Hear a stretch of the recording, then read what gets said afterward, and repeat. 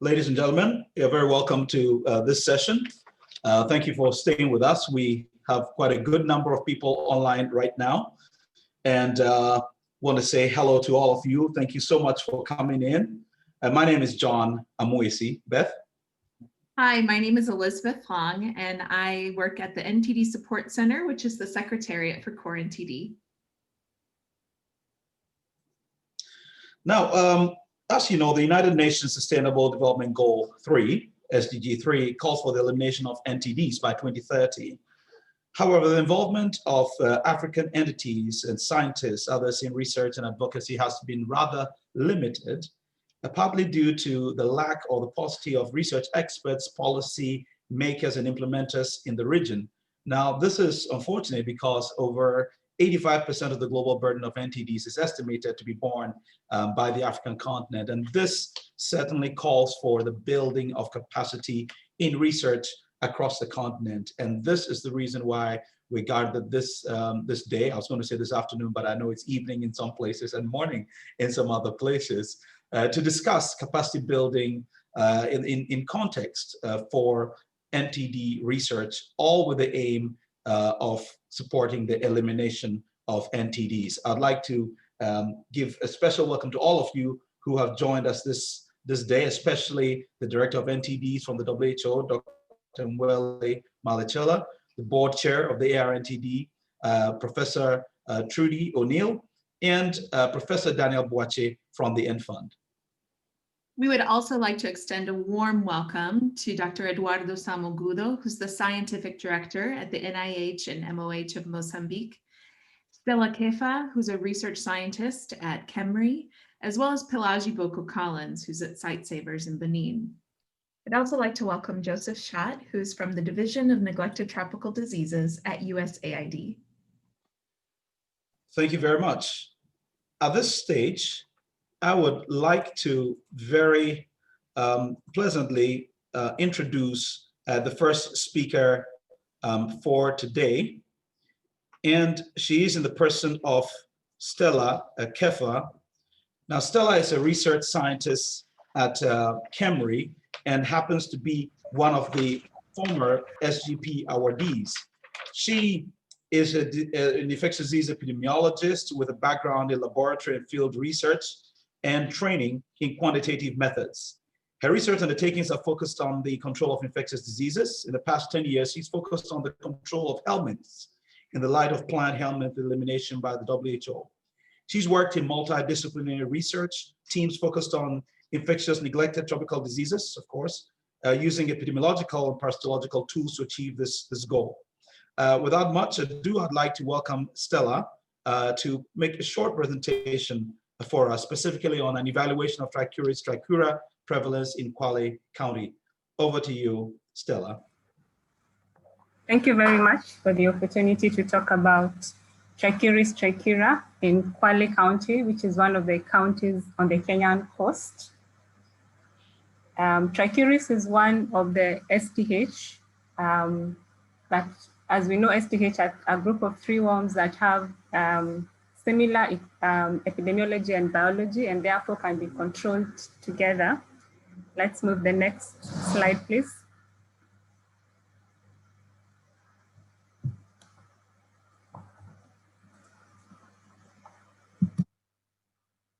So they occur in the tropics, and the key strategy by WHO for controlling of this STH is mass drug administration of at-risk populations, such as school-aged children.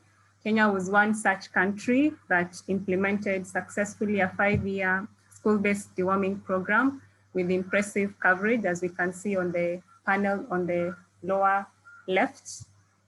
But what we observed is that despite having high coverage, there was high relative reduction of hookworm and ascaris prevalence, but there was minimal reduction of Trichuris trichura. And this we also saw in a cluster randomized trial that was conducted in Kwale that provided supplemental treatment to entire communities. But as you can see in the middle panel on the right, the prevalence of Trichuris did not change over the 2 years. And this was the motivation of the study. We used a multiple design strategy where we first had a school survey We invited school children, we collected a stool sample, and we also administered a questionnaire to understand the wash conditions at school. And then we selected a few children who were both positive and negative for trichuris, and then conducted a household survey with entire households who were provided a stool sample, and we also conducted a household questionnaire. We also looked at the treatment efficacy of the drug that is currently in use, which is albendazole. Next slide, please.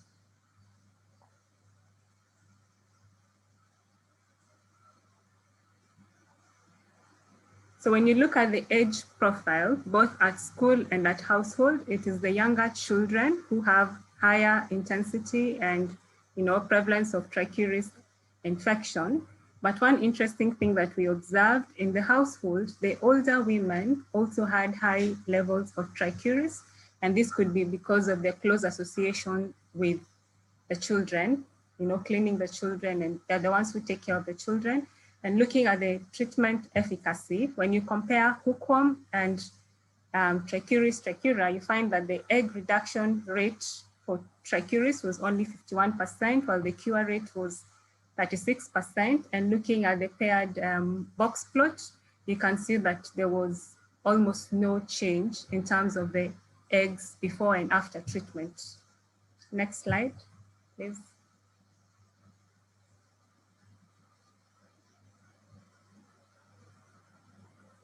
So when you look at the risk factors, both at school and at home, one key risk factor is age. It's the younger children who are more likely to have a trichuris infection.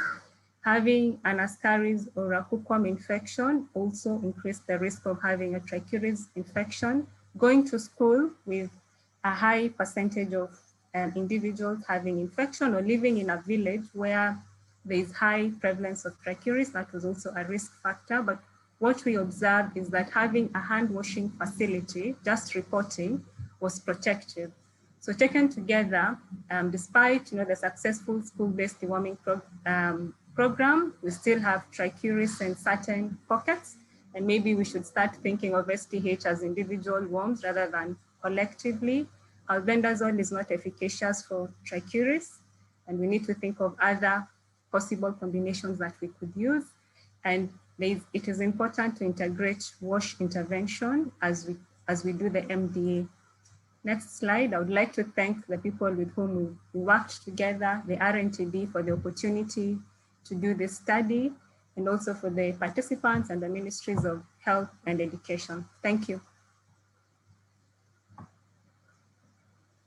Thank you so much, Stella. That was quite interesting.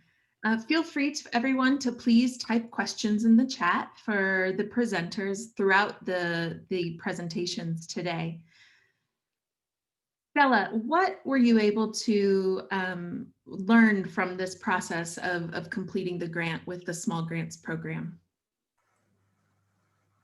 That it is possible with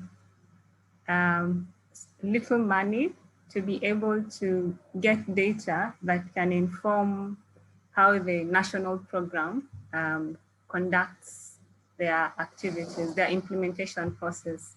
Like, for example, in this particular part of Kenya, we know that we have trichuris, and giving albendazole would not take us towards breaking transmission, which is what we are working towards. So there is need to think about what else we can do, whether it is providing a different drug, whether it is combining, wash for this particular area, because what we have also seen is that trichuris is focally distributed, and like, for example, hookworm or ascaris.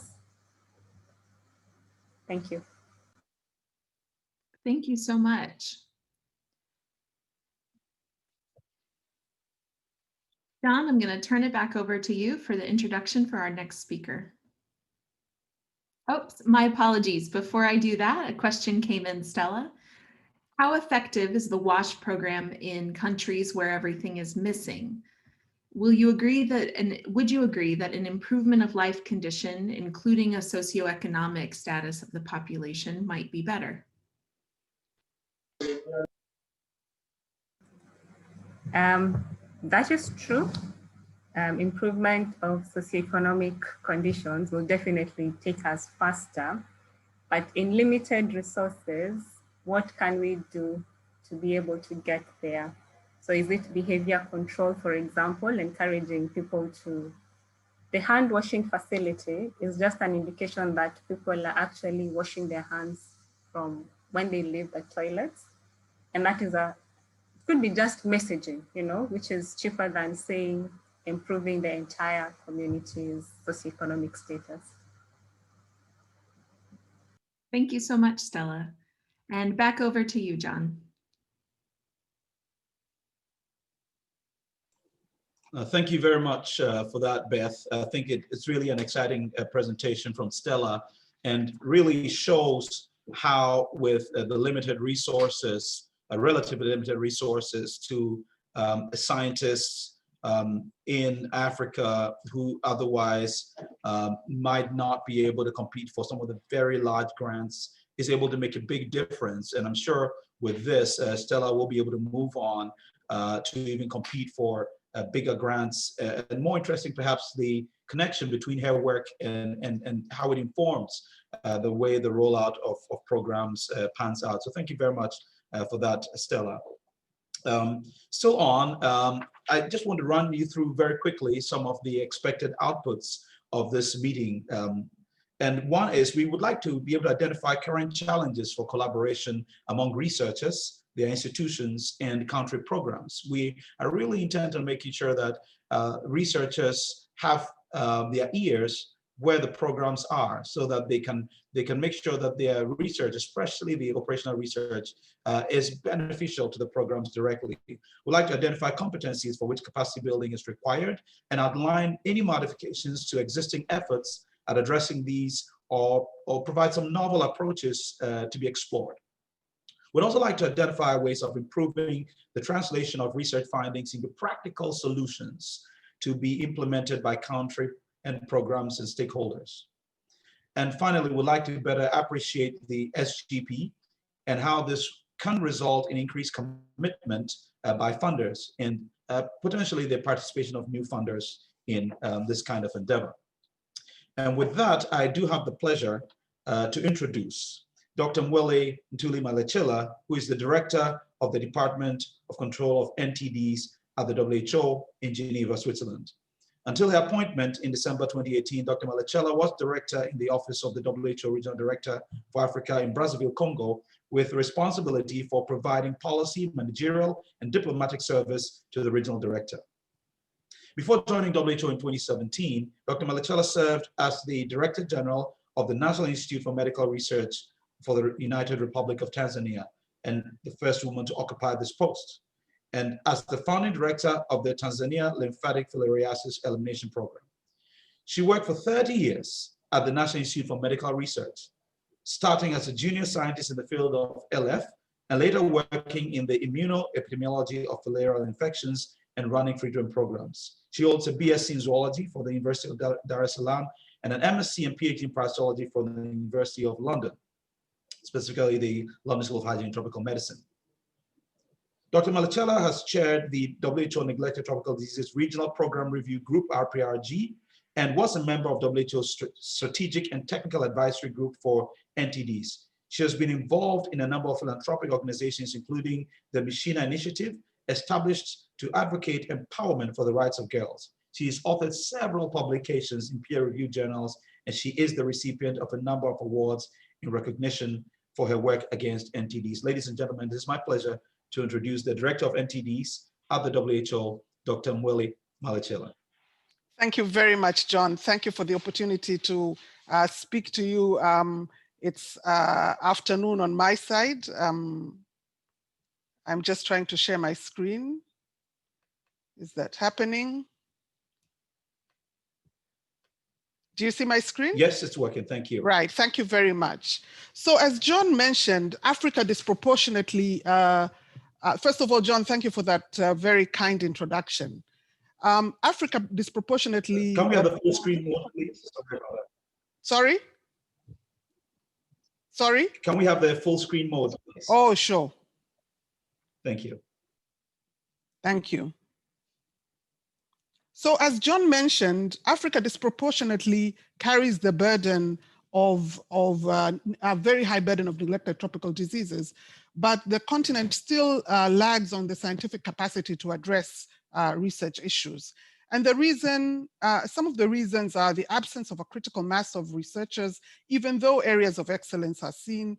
Progression pathways for those in scientific careers are not well defined, especially with women. Scientists have limited access to scientific publications and research support. Legacies of colonialism, so the funding and publishing structures continue to favor the global north. There's a duplication and inefficient use of resources. So this is something that's happening, same research, being duplicated. And sometimes the argument is, oh, well, we want to know this from a different case, but you realize that resources are just not being fully utilized to the best opportunity. And then there's a lack of contextual prioritization.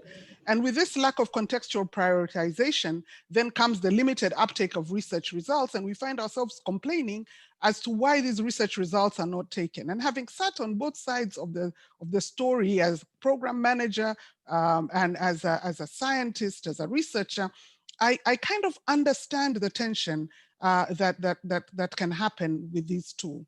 And then of course, there's little core operational support for African research institutions and African networks. And this is key.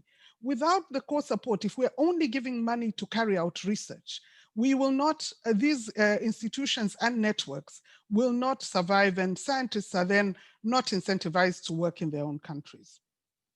So some things have happened. We've had, in the past, we had TDR with their fellowships and their reentry programs.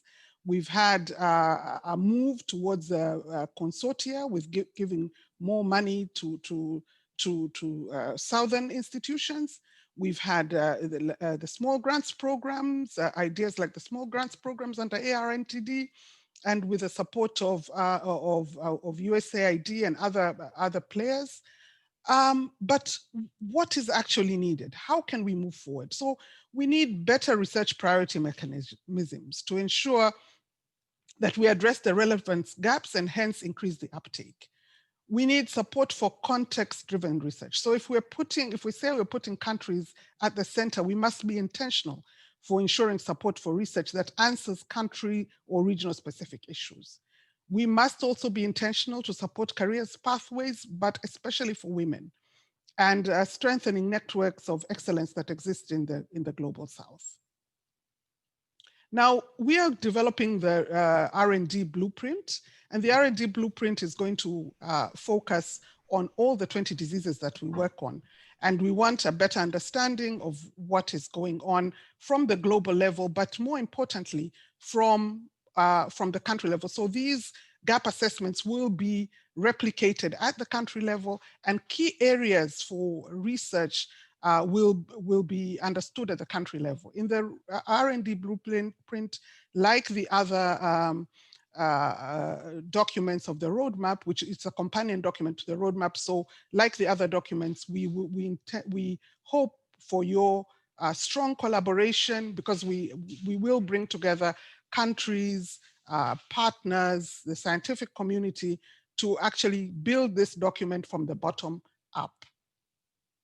And as we said, in the 3 shifts of the roadmap, country ownership is one of the key ones. And so building and understanding how to build country capacity for context-driven research is really important.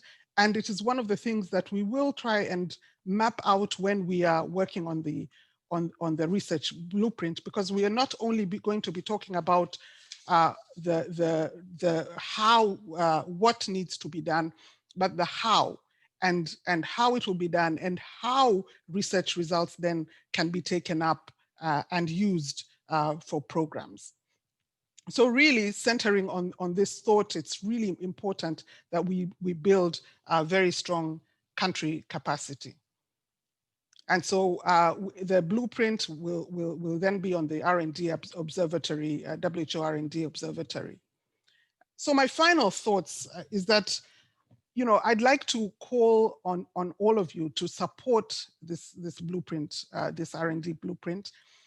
to kind of help us ask these questions. What is needed to address the gaps to 2020? How should capacity be built? And what is needed to support scientific career progression?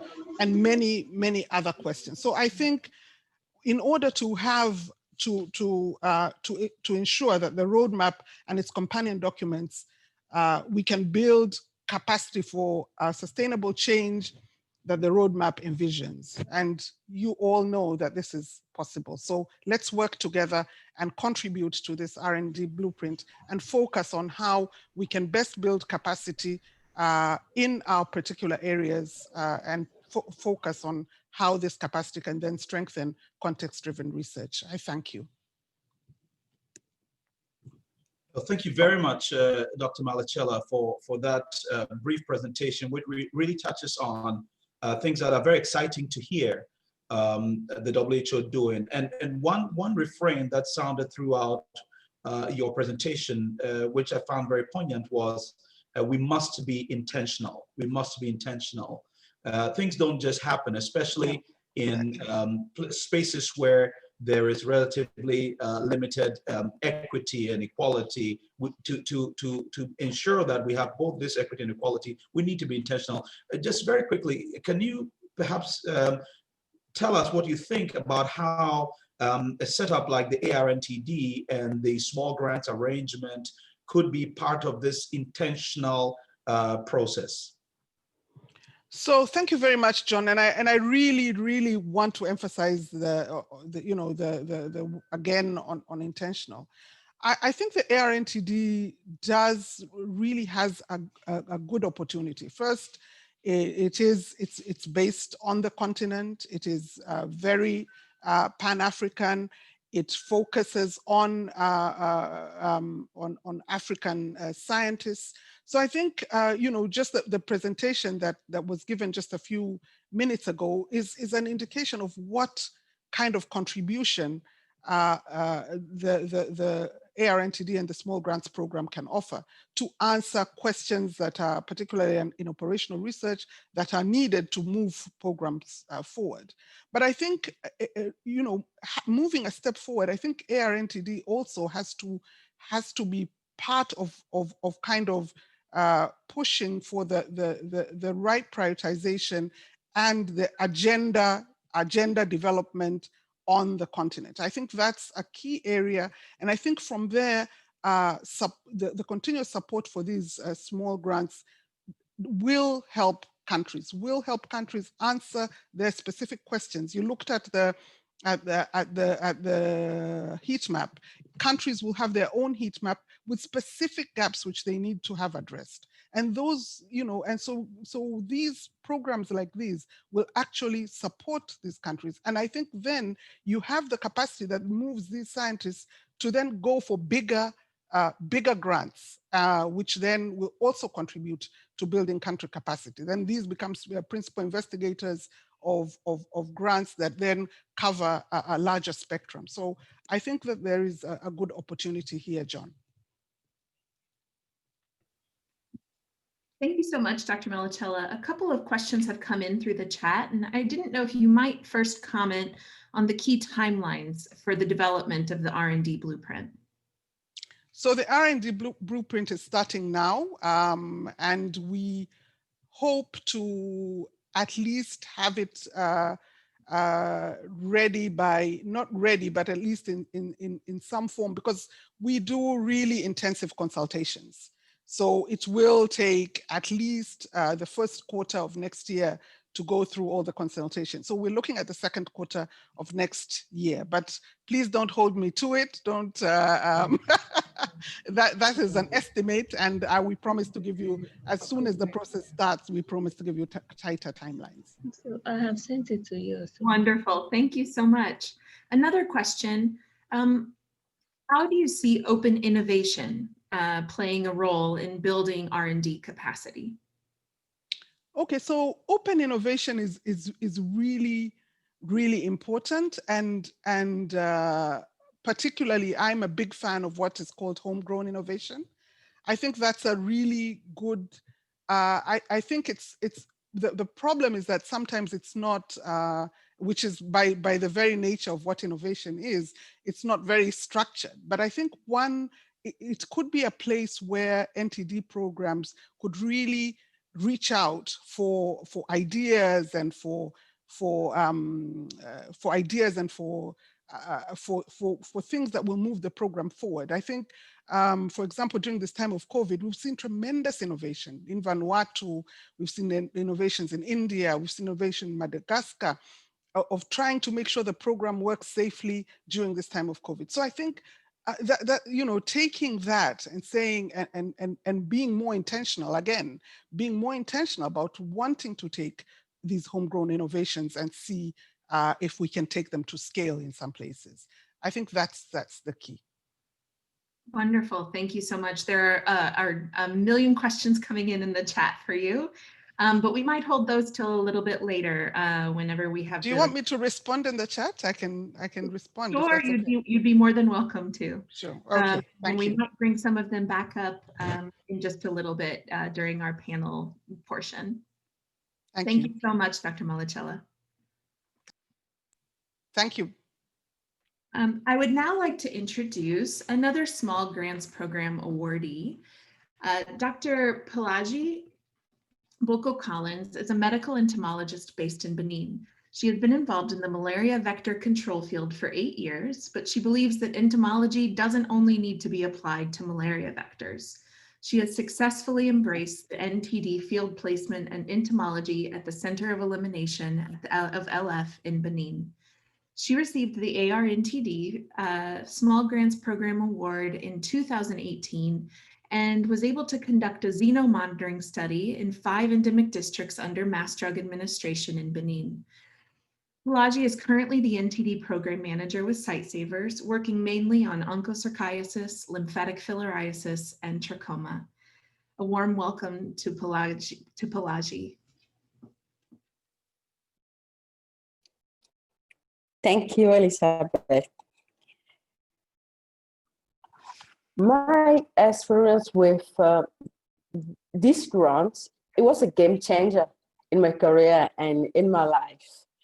You know, here, if you want to hear as in the field, it takes time and you must be tenacious, professional, and the clock will be ticking. As many scholarships, you know, they're all, most of them are age sensitive. And when I moved from the field of malaria vector control to the neglected tropical disease one, as an entomologist, I have been told, you can forget your career. Not ideal for tackling these interdisciplinary problems. Yet, this grant has given me the opportunity to move ahead with my PhD, as it was essential for my data collection and the development of my professional network. The international support I also received through this grant, particularly with the involvement of the Liverpool School of Tropical Medicine Vector Group has been crucial to completing the projects. And my career will not have progressed the way it has without this opportunity. And above all, I can say this grant has influenced the country policy for the NTD program, the approach toward research. Now I can see, since the grant has been the research we have carried out with this SCP2, the NTD program understood it is important to have research implemented in the program in order to lead toward the elimination of the NTD they are tackling in the country. And I'm grateful to the whole team and the approach the NTD program has used the strategy to help young researchers in Africa to complete their PhD. Thank you. Thank you so much, Pelagi. It's always interesting, I think, to hear how the small grants program has brought in young researchers into NTDs. So you mentioned that you came over from malaria vector control and now work in NTDs. Do you plan to work permanently in NTDs, or do you see that there is an important lesson in crossing over those two areas?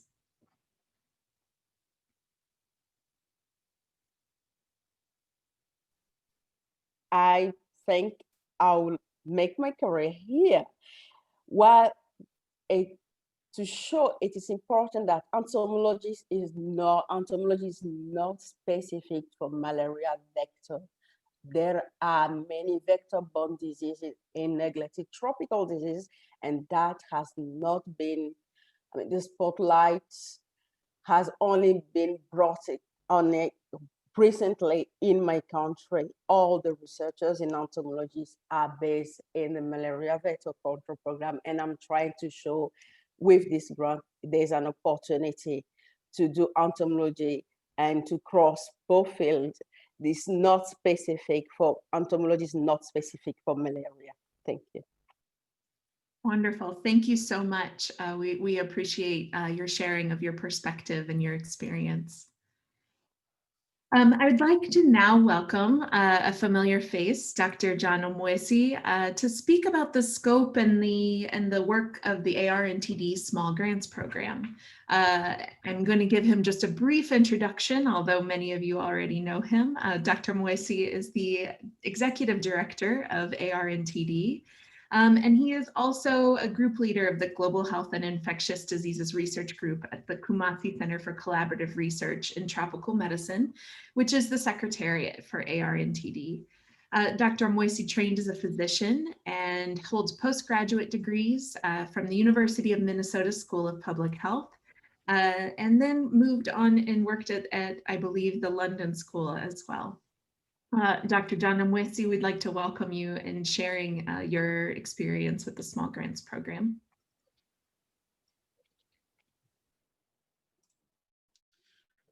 Thank you very much, Beth, for that very kind introduction. And thank you very much, Pelagi, for sharing your experience. It's really gratifying to see how activities like the Small Grants Program are able to make such a difference in the lives of African researchers. So the Small Grants Program, many of you know about it, but I just want to speak to some of its objectives. And one of the things that we seek to achieve from the Small Grants Program, again, many thanks to the UK Aid, now FCO, and USAID, who have supported the Small Grants Program through the Support Center for making this a possibility. We are looking at increasing African involvement and visibility in NTD operational research, including through direct engagement with the NTD programs. We're also looking at contributing to improving the research capacity of an existing cadre of African NTD researchers, which is to say, we look at those who are there already and build them up, but also to strengthen African research institutions in that process by supporting translational operational research and NTDs that is locally originated and Africa-led, either by junior researchers or experienced researchers ready to take on larger research programs. We're also looking at improving South-South communication and collaboration among researchers, policymakers, implementers, and for community participation in research and agenda setting. And finally, to encourage a model of North-South collaboration that promotes engagement between researchers in the South and their control programs, and also improve local ownership of various initiatives and activities. This is just a little bit of the history of the Small Grants Program. Started off with landmark approval of the idea in 2016, and we launched the first call for proposals in January 2017. This was featured on the COR-NTD website, the USAID website. Info-NTD was also very helpful in promoting this. And you can see from this table over the years, the applications we've received from all over Africa from all of Africa for the small grants program, really gratifying. These are the only countries on the right of your screen from which we have not yet received any SGP application. We're really looking forward to reducing this tally to a 0 and to be able to proudly say that we've at least received an application from every country in Africa. And you can see the number of applications over the years just swelling. And I'll move on to a bit more detail on these applications just to give you some insight into how far we have come. We're currently on SGP 4, and I'm sure Beth will tell you a little bit more about an upcoming announcement during COR-NTD, which will be on the outcomes of SGP 4. But currently we're on SGP 4, SGP 3 is running, and we're looking at the male-female distribution, really important for us in SGP. You can see that things have been pretty stable looking at the male-female distribution, no real change, although in terms of the numbers themselves, you do see that the numbers of applications throughout have increased significantly, even among our female applicants. And you do recall Dr. Malichella was very specific. Among the intentional things that need to be done is to encourage a female researcher capacity building. Moving on, we can look at this by way of junior, senior grant applications, and it's very clear. You'll see how slowly SGP seems to be gravitating more in the direction of the junior fellowships. I don't know whether it's because the seniors are less interested in small money and are going for the big bucks, but nonetheless, we are really happy that we have otherwise junior researchers aiming for these grants and using it as a stepping stone to hone their grant application skills, their grant management skills, and to move on to do greater things. We're happy that we see significant progress in this area right through from SGP 1 through to a little over 80% being junior applicants for SGP 4. And just the quantum of funds that have been provided for this, and once again, I need to call out USAID, UKAID, and COR-NTD for steadily increasing the tally. Of course, I can put a little praise for AR-NTD in doing good management, because otherwise then the cash wouldn't flow. But we can see how steadily the purse has grown larger, and we're hopeful that as we move along in the years to come, this will grow even larger. We can accommodate more researchers and cover more ground. But this is what has been over the years. Looking at the scope of the applications, very important graph here, because it just tells you how precise or otherwise the applications are. And I believe in the next panel discussion, we'll speak to some of the issues and the gaps that exist in capacity to be able to put together good applications, competitive applications. After I'm done, I'm sure Eduardo, as an experienced NTD researcher and a long-time reviewer for SGP, will share some of his experiences on some of the applications we've received.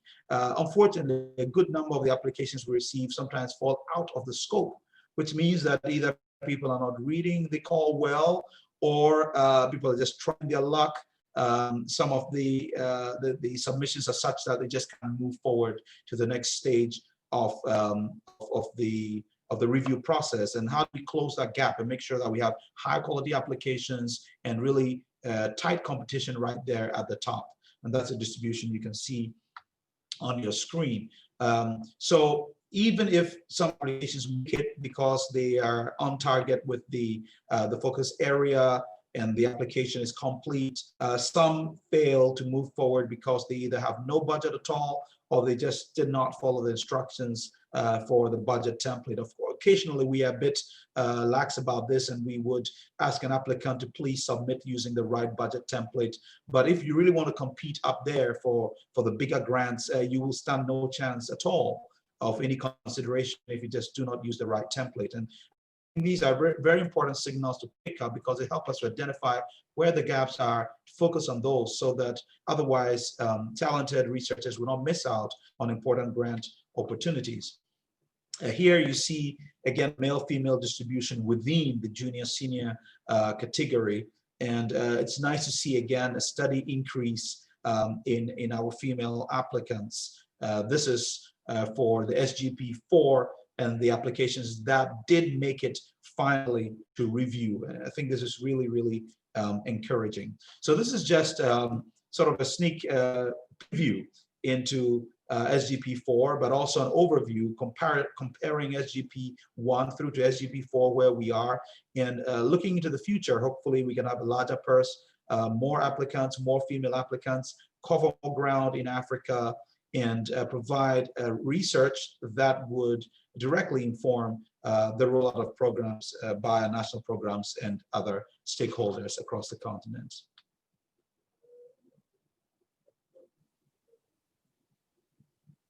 Thank you so much, John.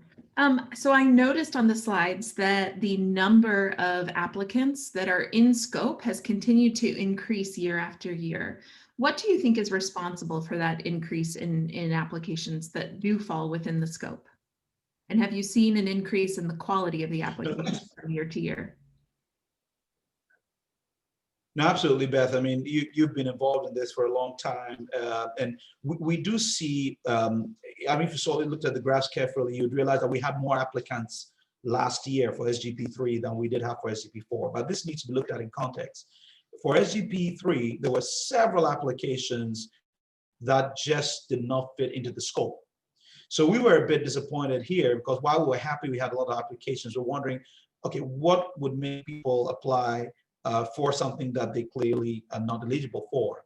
So we worked a bit on the call to try to accentuate a few things here and there, and we saw the results with SGP4, much more focused applications, much higher quality. So it's not just the quantity, but also the quality. So we see a steady increase in quantity, but also an improvement in quality. But there's still some massive gaps in there. And I do hear the complaints from some of the reviewers sometimes, and I think that's what we're going to be diving into in our next panel, to really try to understand these gaps. It should cycle back and inform how we structure these grants, and hopefully open the door for more funders to come in with more grants on more areas to cover, even perhaps beyond operational research. Thank you so much. Dr. Jejum de Souza had a question, and in his question, and you may not have the answer to it right offhand, but perhaps the Secretariat can respond in the chat, is what is the gender distribution of the SGP grant awardees rather than the applicants themselves? I think that's a great question. And for the last awards that we had, I think we had it must have been a 40-60 distribution for the SGP awardees, I mean, female to male. But if you would notice, even from today, you've heard from Stella Kefa, who's from Kenya and was an SGP3 awardee, did some really high quality work, which you saw on Trikura and the Kwale province, which directly informed her program. You've heard from Pelagi, who's now program manager for Site Savers in Benin. So we're talking about two high-level female SGP awardees working in Francophone Africa, in Anglophone Africa, in West Africa, in East Africa.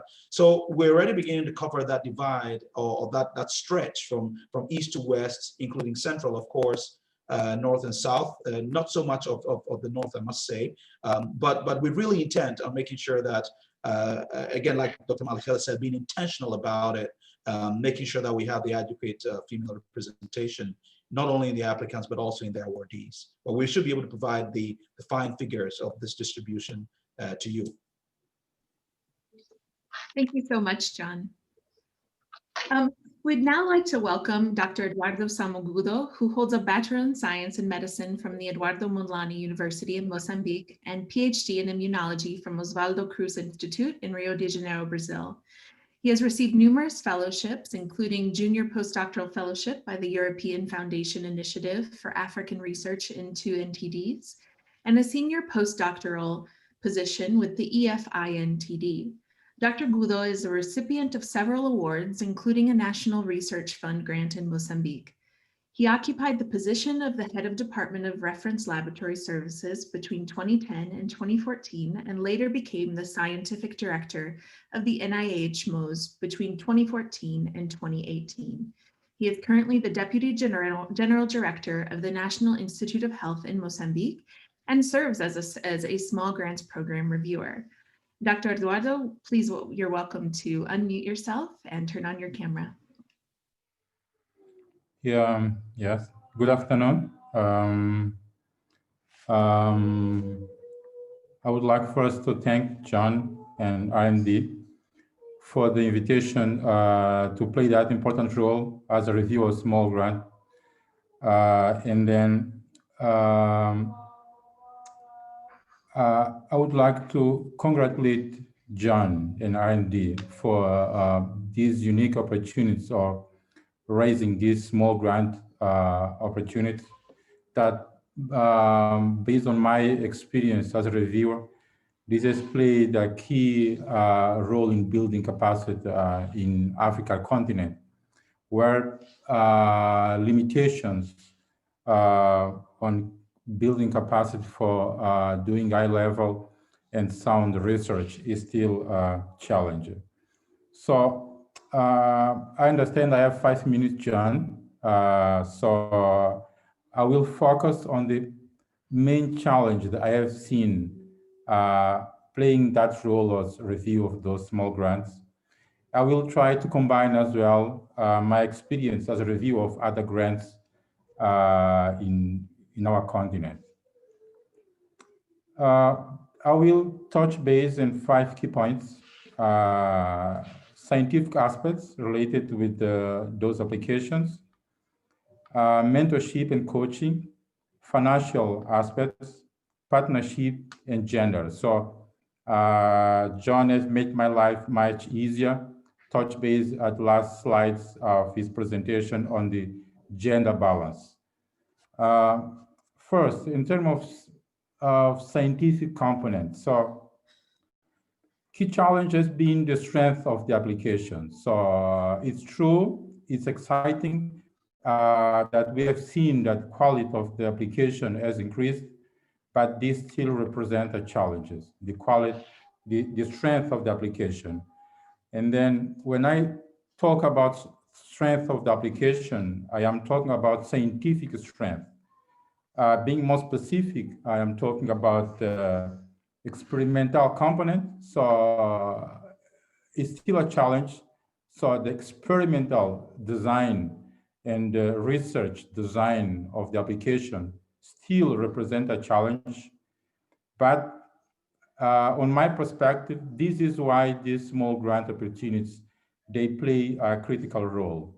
And then this, for me, it's a unique opportunity for small grant to raise this capacity, to build this capacity in the continent, mostly for the young research. So competing at international global level for international grants, we all know how challenging that is for the African scientists.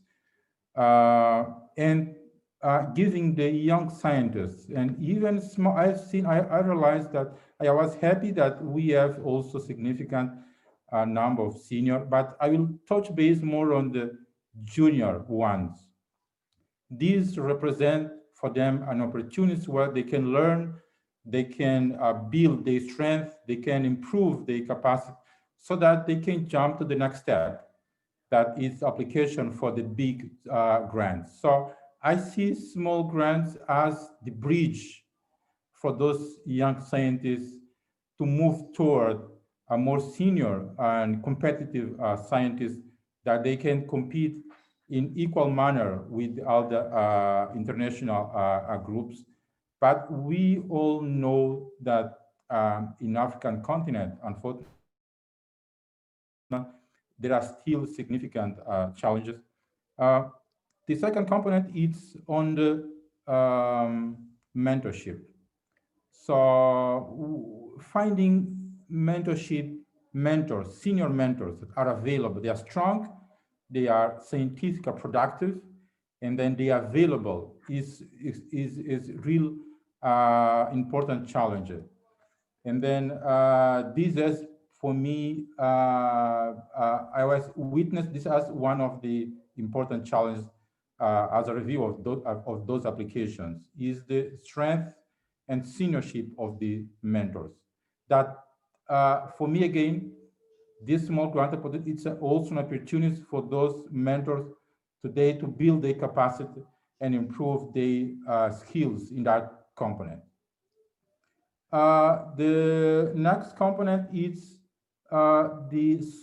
is partnership. What I mean with partnership is south-to-south collaboration.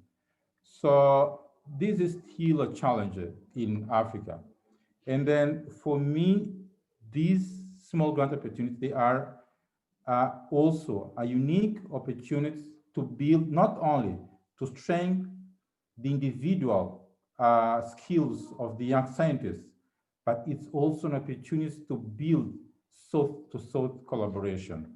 And then I am happy that this is one of the core components of the small grants, and then one of the aspect that is evaluated. We as reviewers, we evaluate that component is the strength of the application in terms of south-to-south collaboration, particularly within the continent. So this is another value of this, and I congratulate John and R&D team for that effort.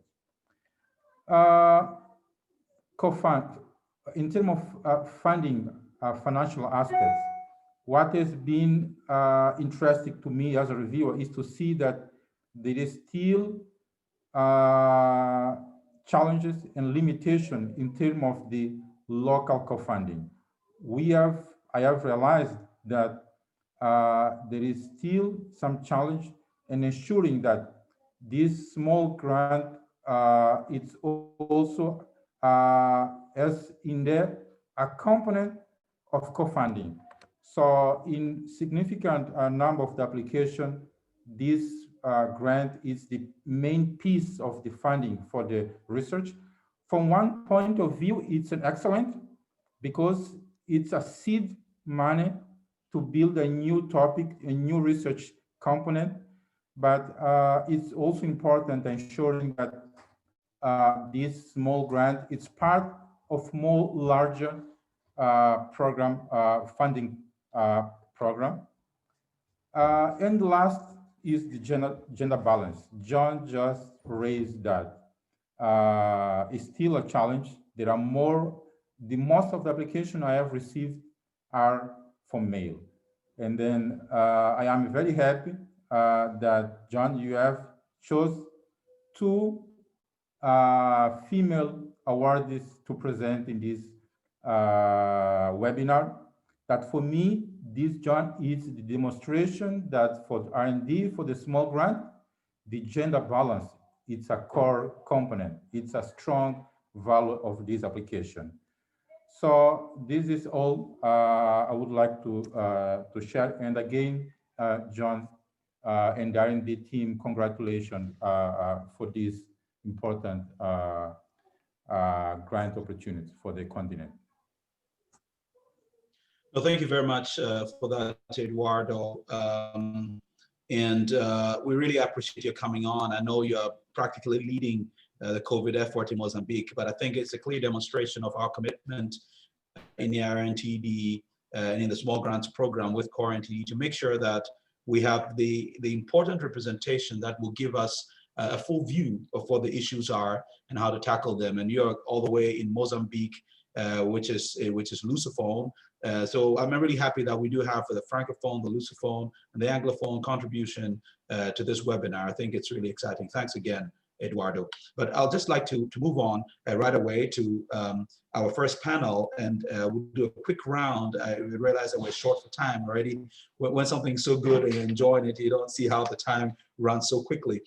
I'd like to go straight and ask you, Dr. Malechela, in your position as the WHO Director of NTDs, what gaps can you identify from a way of competency for NTD research in Africa, for which capacity building is required? It sounds like a really broad question, but if you can tackle this from your lens as someone who sits at WHO and is really interested in ensuring that there is research being conducted across the African continent, what would you point out as one major gap for which we still need to build capacity when it comes to NTD research? Thank you very much, John. I think one key area which really is an area where we need to focus on is the area of data, and you know, we really need strong data capacity. I think that is it is sprinkled across the continent, but it's not and you know, different disease groups have different levels of capacity, but I think for NTDs, that's an area where we would definitely need strong input. I think the broader we are getting with NTDs in general, our focus has been very much currently the PC NTDs, and as you can see, even the grants that you're working on are predominantly PC, just because of the history. So I think you know, a focus also on NTDs beyond the ones that we're currently working on. So NTDs of the skin NTDs, a focus on that would be very relevant. More people working, for example, on yours, more people working on Buruli ulcer, for example. And I think the third and maybe not is this research that brings together, so brings together issues like One Health, so a more a cross-cutting approach. And I think we are missing that. We're having it in bits, but it's not comprehensive. And I think for us to address the roadmap gaps, we really need to have research which is comprehensive. So I would say data, I would say more of the NTDs which are not PC, are kind of focus on that, because we are losing out, because it's, you know, we're losing out the ability to guide our countries in the right way because we don't have the expertise. And I think the last one is just that, having more research that has complementary elements, and such as One Health. Well, thank you very much, Dr. Makela. We could engage you all day with those really key points, but the point you made about data and then also integration with the other non-PC really resonates also with what Michael Marks also has noted in the chat window. I did see a mention of that. So, yes, indeed. All right, because of time, we'll just move on. Joe, in much the same light, you are with the division of NTDs at USAID. Can you also comment on this from where you sit as a funder, as someone who is really at the forefront of pushing research and listening? You have your ear everywhere. So tell us, what could you say about these gaps? Thanks, John. Yeah, thanks for the question. It's really hard to follow Mwele because she covers everything so comprehensively, but I've kind of taken the hard and soft capacities, as I frame them, and divided them up further into kind of technical areas and kind of the political educational focus. And I think one of the areas that is a reality that we're seeing a lot of is the need to improve scientific writing and conceptualization. As you pointed out, John, there's sometimes a divergence between the scientific approach for a project proposal compared to what is received in the proposal. And I think that you're seeing a trend in that, you know, since really the 1980s and 90s, where the NIH, the MRC, and EU institutions granted a lot of master's degrees and PhDs to researchers from Africa, that is declining quite substantially. And that could be somewhat related to some of the gaps that we see in the proposal process. And I think that not only after you're successful in writing a proposal that gets funded is that, you know, publication process as well that, you know, Mwele touched on earlier. So that's a big critical piece that is a more of a soft capacity, but that really needs, I think, strengthening. One that I was happy to see Mwele touch on earlier was research support. And that is something that I think is really underserved and underfunded across the continent. These services are not free, and principal investigators are expected to pay for them. And that is something that we need to always remember and have that in the front of our minds. So things like the animal care and use committees, institutional review boards, ethical committees, regulatory oversight, shipping, import, export, logistics, these things are expensive, and they typically aren't something that we think about. And, you know, another example of a soft capacity that I think that we all could do more to pay attention to. Something more on the technical side, I think, you know, none of this would be possible without very rigorous quality control and quality assurance in laboratories and laboratory operations. Some of these diseases, particularly the PC diseases, have such a low threshold that we are trying to measure to stop treatment and to do surveillance. And without really rigorous quality control and quality assurance, that is increasingly hard to achieve with the limitations that are inherent in the assays and also limitations of the operator in the lab. So I have many more on my list, but I think those are some of the ones that haven't maybe been mentioned in depth that I wanted to highlight. Thanks, John. No, thanks, Joe. I would definitely want to have your full list.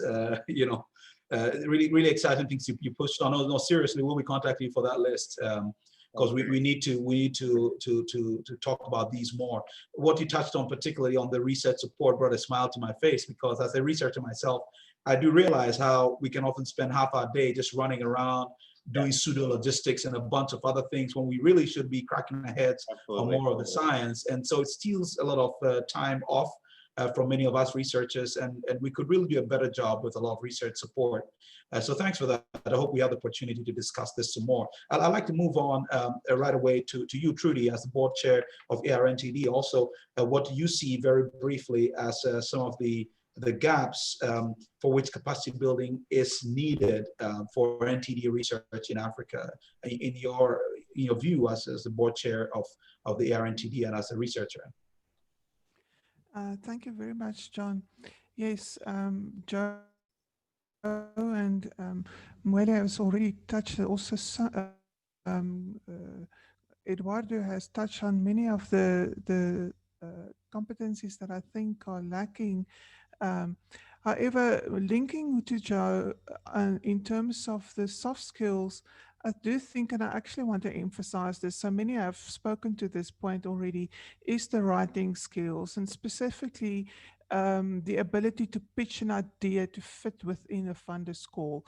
I think this is something that that maybe in terms of grant writing workshops, webinars that can be organized to support writing to built-in capacity building in this area.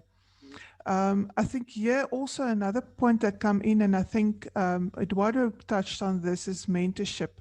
Having a mentor that actually has the time that you can bounce off ideas, discuss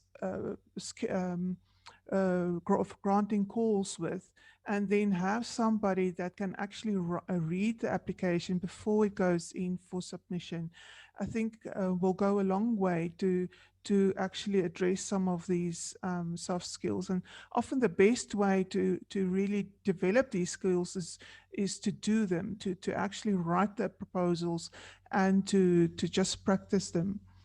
Again, also moving a little bit away from the researcher themselves, the problems that we encounter with at institutions, also the lack of institutional support that we often encounter in African countries. And many of these institutions don't, for instance, have good financial practices.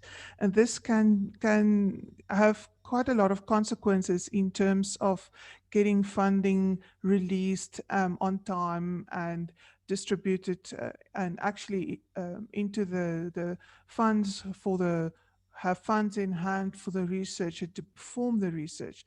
So this is another aspect that I think is very important. Eduardo touched on partnerships, and I think often the researchers has the ability to successfully prepare and compete for smaller grants, but lack partnerships to take that further, to have consortium-like grant applications. And I think there the AR-NTD can be like a home where people can foster partnerships, especially for multidisciplinary research, such as Welle referred to have these cross-cutting multidisciplinary applications, and also help with regional representation to have South-South collaboration. For now, I think I'll leave it at that, John. No, thank you very much, Board Chair of AR-NTD, Professor Trudy O'Neill, for that. I know we have discussed extensively about writing and the importance, because really in presenting ideas, it's all about what you can write. So having the good ideas in the head is not good enough. Translating them into writing is critical, and this is definitely a major gap which needs to continue to be addressed until we see results. Thank you very much. I'd like to move to you, Professor Boakye, technical advisor for the End Fund, well known to everybody within the NTD circle globally, particularly the circle of entomologists, perhaps one of the godfathers of entomology, NTDs globally. Professor Boakye, can you tell us what you see from your viewpoint in terms of capacity building gaps, given your rich experience as an academic, now working with a funder and I'm an implementer, formerly with Afro? I think you really cut across this experience. Can you share with us your thoughts on some of these gaps? Thank you, John, for the opportunity, and also to the organizers.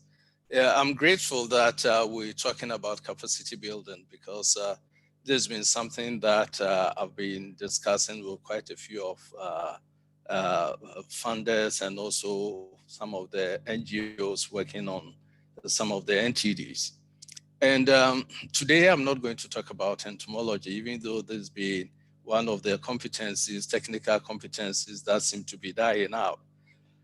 Rather, I'm going to mention something that is hardly mentioned in most of the discussions when we talk of capacity building. And Mwele mentioned briefly about it in terms of data. And I'm going to do this not looking at the data, the statistics and other things related to them, but building capacity on the African continent for modeling. You'll find out that this is hardly mentioned when it comes to discussing modeling on the African continent. And so if we look at the recent modeling consortium that was formed, you can really count African researchers who are involved. And I'm not mentioning institutions, because there was no institution really part of the consortium.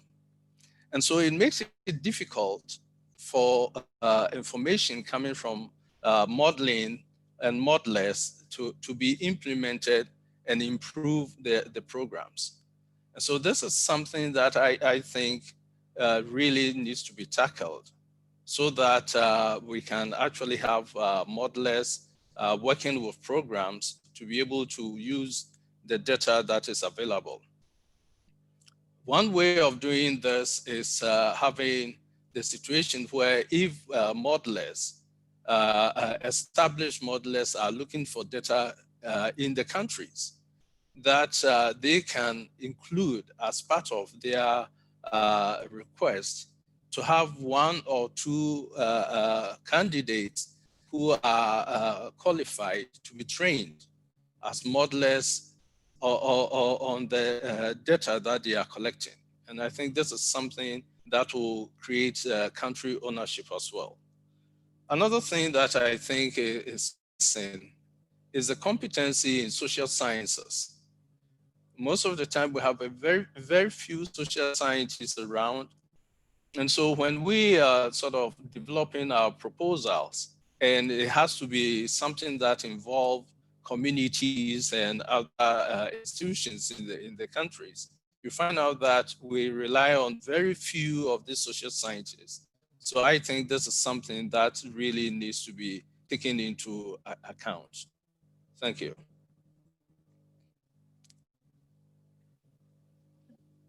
Thank you so Thank much, you Dr. Wachi. This panel could, I think, go on for the next hour, but unfortunately our time is running short. And so we are gonna move on next to Joseph Schott. Joseph Schott is a career public health advisor in the Division of NTDs, Office of Infectious Diseases at the U.S. Agency for International Development. He has been with the division since 2014, serving as a technical advisor for operational research, diagnostics, and laboratory operations.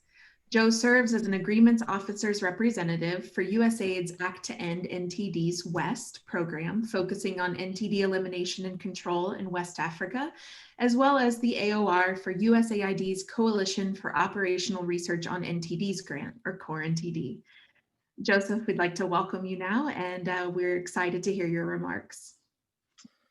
Thanks very much, Liz. I'm not going to use any slides, but just wanted to give some, background perspective and a glimpse into the future, and just to kind of remind everyone who may not be aware of how we got here. There was a real recognition around 2014 that some of the elders in the NTD, both academic and program manager space had, and that was that, as I mentioned earlier, many of the large grants, particularly those that are out of the larger donor institutions, don't typically reach the grassroots researchers. They tend to get filtered out by heads of departments and deans who themselves apply for said grants, and oftentimes don't make it to some of those junior researchers that aren't otherwise competitive, whether that be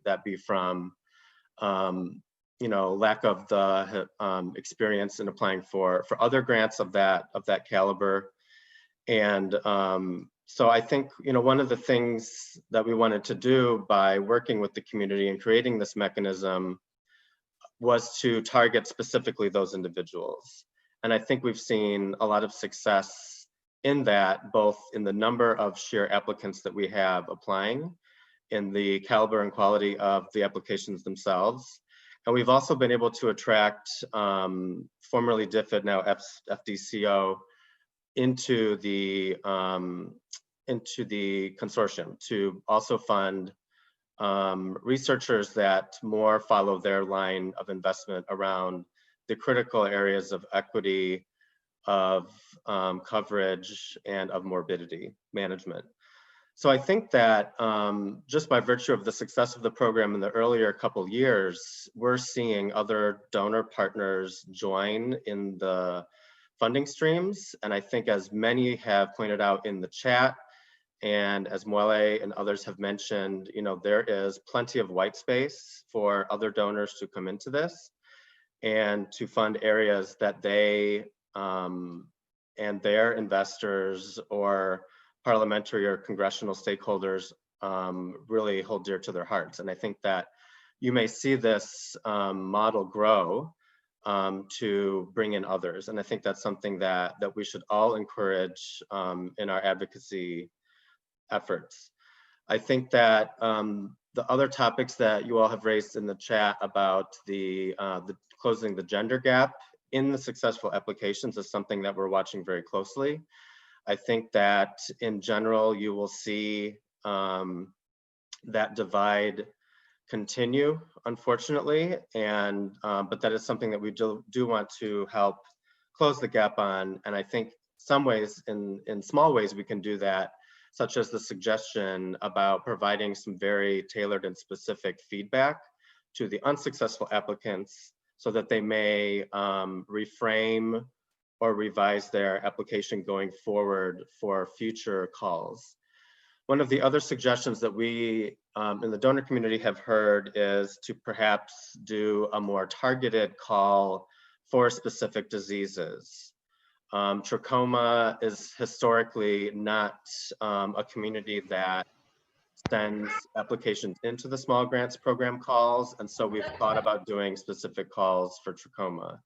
I think for diagnostics, everyone recognizes that for not all, but for many of these diseases, our diagnostics are mediocre at best.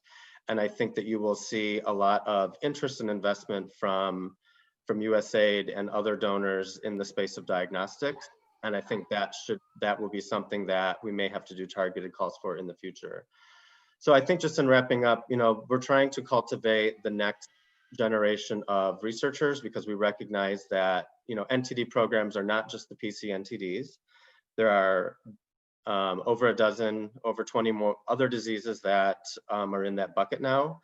And I think that cultivating that, rigorous scientific writing and conceptualization to tackle other neglected other more truly neglected NTDs is going to be something that we could perhaps bring into this effort, because we recognize that not only the PC NTDs need eliminating, and there will be others on the horizon when the evidence base is grown. So I think that's all I wanted to say this morning. I want to again thank the three speakers who were winners from previous rounds for their great presentations. So looks like I'm turning it back over to you, Liz. Thank you. Thank you, Joe. One question, kind of moving forward and looking forward to the future of the small grants program, and particularly in light of Mwele shared in terms of the R&D blueprint, how do you see that the small grants program can play a larger role in that blueprint process? Well, I think it's really what I had mentioned earlier, and that is trying to get to some of the ideas and the evidence that exists in less successful institutions that don't have access to bigger grants. I think we recognize that some university students have brilliant ideas and they just don't make it to the top of the pile. And it's because of some of that lack of the support services in the institutions, and they can be drowned out by some of the noise of more politically positioned professors or researchers that have a success record behind them. And I think that we need to hear all voices and all stories about who may have some evidence to contribute to that. And so through the small grants program, I think that's one way we can target some of those individuals.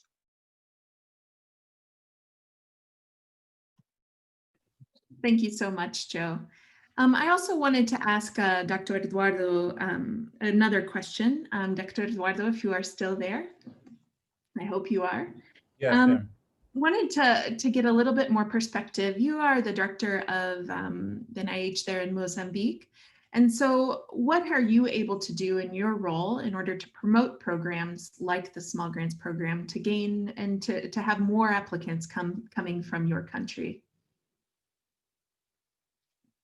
Yes, thank you. Well, the challenge that other African countries they face in terms of grant opportunities are the same for Mozambique.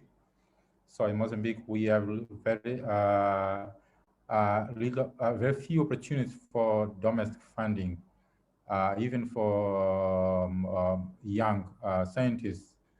And then we see this as a unique opportunity, one of the unique opportunities for young scientists within our institution and also within the country. So we have some of our young scientists as applied to this small grant, and then I have promoted this within the institution and within the country. So one of the roles of our institution also play a role as the regulatory body for science in Mozambique. And then we also have the role to promote science in country. It's one of the key mandates of our institution. And then I have used that role of my institution to promote the small grant programs in Mozambique.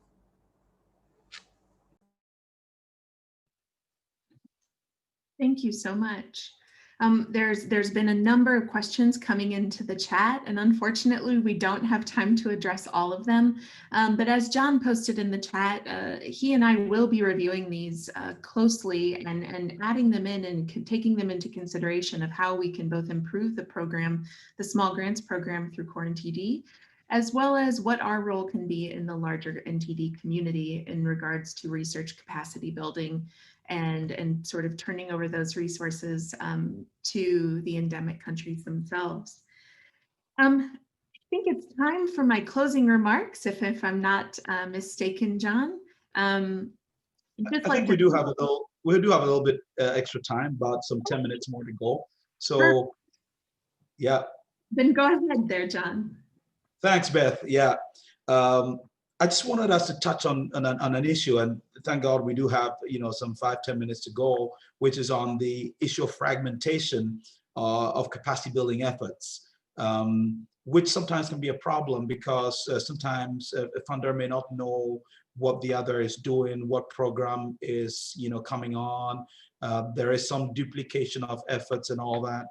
And this really doesn't help, especially in a space where we need to make a concerted effort to build research capacity for NTDs across the continent. So I'd just like to ask a couple of our panelists some of these questions. Maybe I'll start with you, Professor Boakye. Your thoughts on fragmentation and capacity building efforts. Does this fragmentation exist?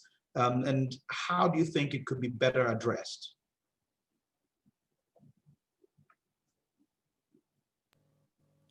Thanks, John.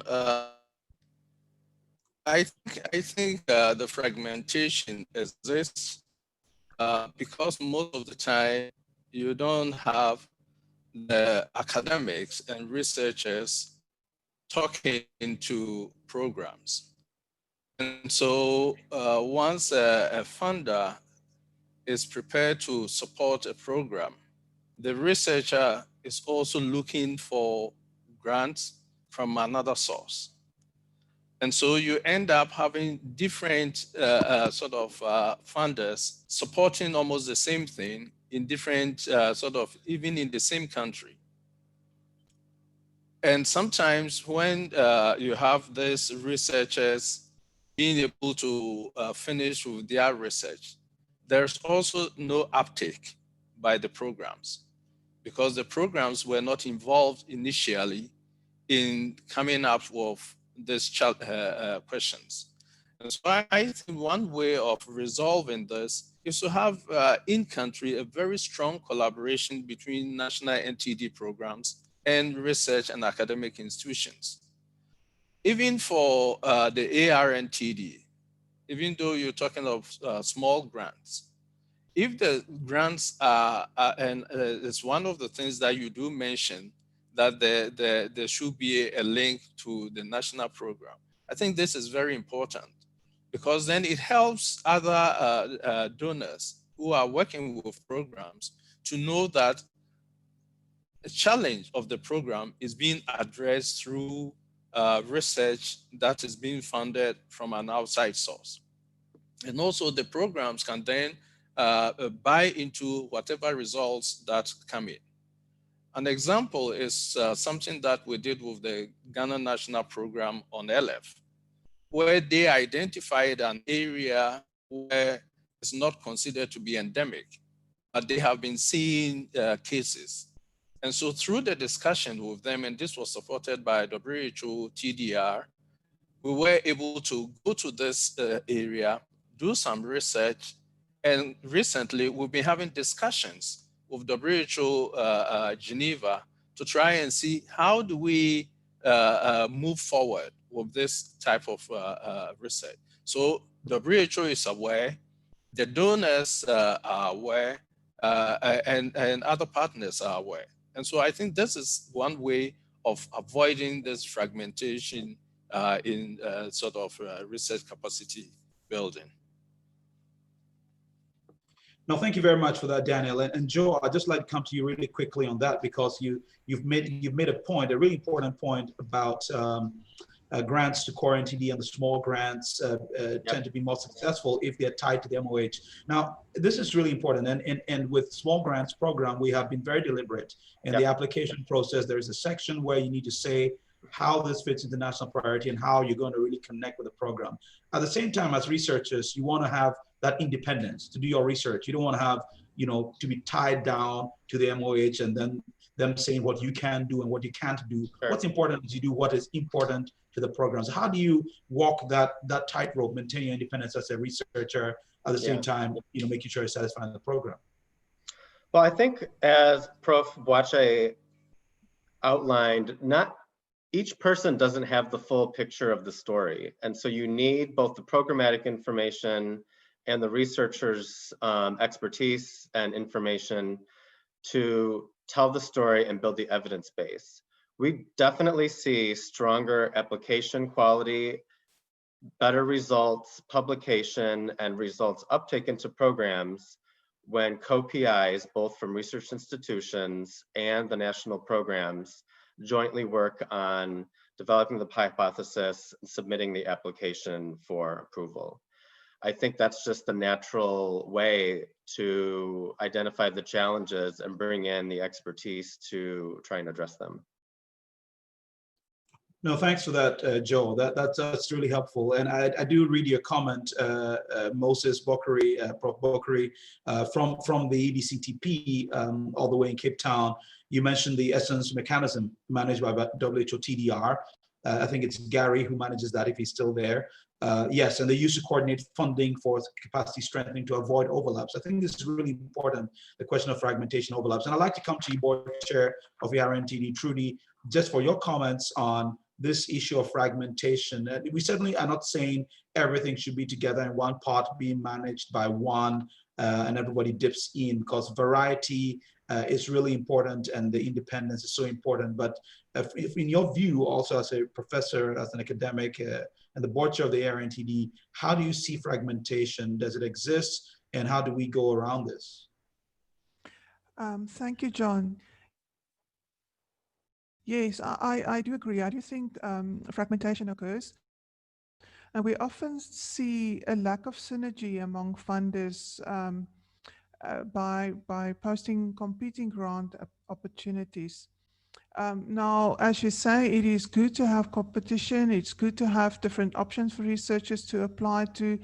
But if they work together, they can complement one another and actually expand opportunities. I think a good example of this actually is with the small grants program, where it's supported by USAID and also with the UK aid, that is now enabling a larger number of grantees instead of running parallel programs that could essentially end up funding the same researchers. Having said that, I think similar programs can also focus on bringing in additional focus areas. I've seen in the chat many referring to providing funding outside of the PC entities. So if we can bring in differently provide such programs, also expanding into the non-PC entities, I think that will actually also extend these efforts of bringing in more synergy and lessening the fragmentation. Thank you very much for that, Trudy.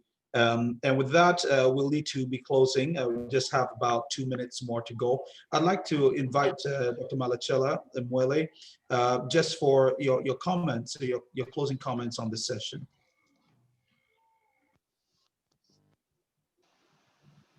Oh, you caught me off guard there. Thank you very much. Thank you for this great session, John. And I think it's very clear what we need to do. I think I'd like to congratulate you, first of all, for this session, for the great conversation that's going on the chat. Please keep that going. I think that's really important. Thank you for the great work that you as ARNTD have been doing with the Small Grants Program. It is enriching for young researchers. I think we really need to link this to a proper mentorship program so that these young people can feel mentored and be confident. But at the end of the day, we still need to work on some of our key issues, including support for African research institutions, core support for African institutions and networks. That is the key. And I will not leave without continuing my song on intentional gender, an intentional focus on gender.